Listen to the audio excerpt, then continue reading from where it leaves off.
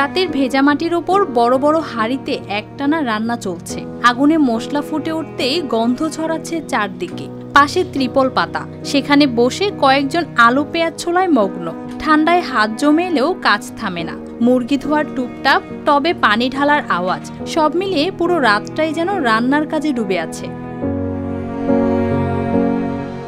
এই প্রস্তুতি কোনো অনুষ্ঠান বা রেস্টুরেন্টের জন্য নয়, এগুলো তৈরি হচ্ছে ওইসব মানুষদের জন্য যাদের দিন শেষে একবেলার ভালো খাবারও জোটে না। খাইতে আসছি, সারাদিন খাইনি, এখন এরা খাওয়াবে বলে এখানে চলে আসছি, খাইছি এবং খাচ্ছি, এটাই আমার জন্য মহব্বত, এবং সেই সাথে মহব্বত আমার কাছে এইভাবে আসছে।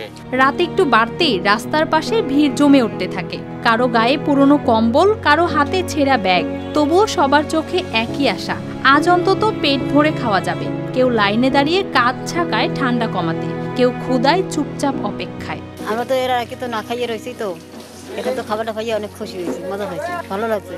খুলনায় প্রতি সপ্তাহেই এমন দৃশ্য দেখা যায়। সোম, বৃহস্পতি ও শুক্রবার বিকেল নামলেই দূর দূরান্ত থেকে ছিন্নমূল মানুষরা এসে লাইনে দাঁড়ায়। ডাক পড়লেই প্লেট হাতে ভিতরে ঢুকে পড়েন সবাই। খাবারের গন্ধে তাদের মুখে স্বস্তির রেখা চলে আসে। ধীরে কিংবা তাড়াহুড়ো যেভাবেই খাবারটি গ্রহণ করে না কেন, প্রত্যেকের চোখেই তৃপ্তির হাসি, কারণ আজকের রাতটা ক্ষুধায় কাটবে না।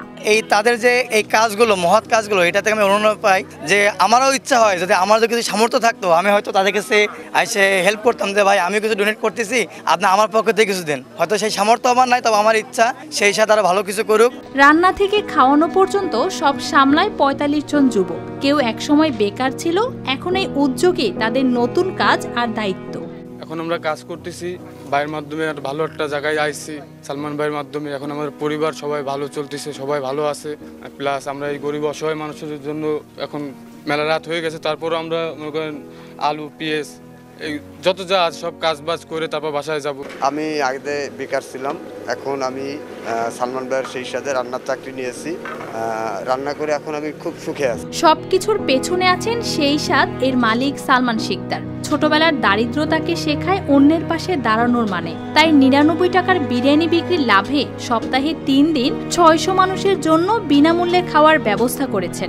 আগামীর জন্য তার আরেকটি স্বপ্ন বৃদ্ধাশ্রম গড়ে তোলার। আমি একেবারে গরিব ঘরের সন্তান, ক্ষুধার যন্ত্রণা যে কত বড় কঠিন যন্ত্রণা এটা কিন্তু আমি অনুভব করছি। আমি জীবনে যাই করব, আমার করার পিছনে লক্ষ্য থাকবে অসহায় দরিদ্র মানুষের পাশে দাঁড়ানো। সেই সাথের ৯৯ টাকার চিকেন বিরিয়ানি বিক্রি করে আমি আজকে ৭ মাসে ৩ কাঠা জমি কিনছি। জমিটা হবে আমার বৃদ্ধাশ্রম। এই ছোট্ট উদ্যোগ প্রমাণ করে মানুষ বড় হয় টাকায় নয়, বড় হয় মন দিয়ে। যেখানেই একটু সদিচ্ছা থাকে সেখানেই বদলে যায় অনেক মানুষের রাত। News desk, RTV।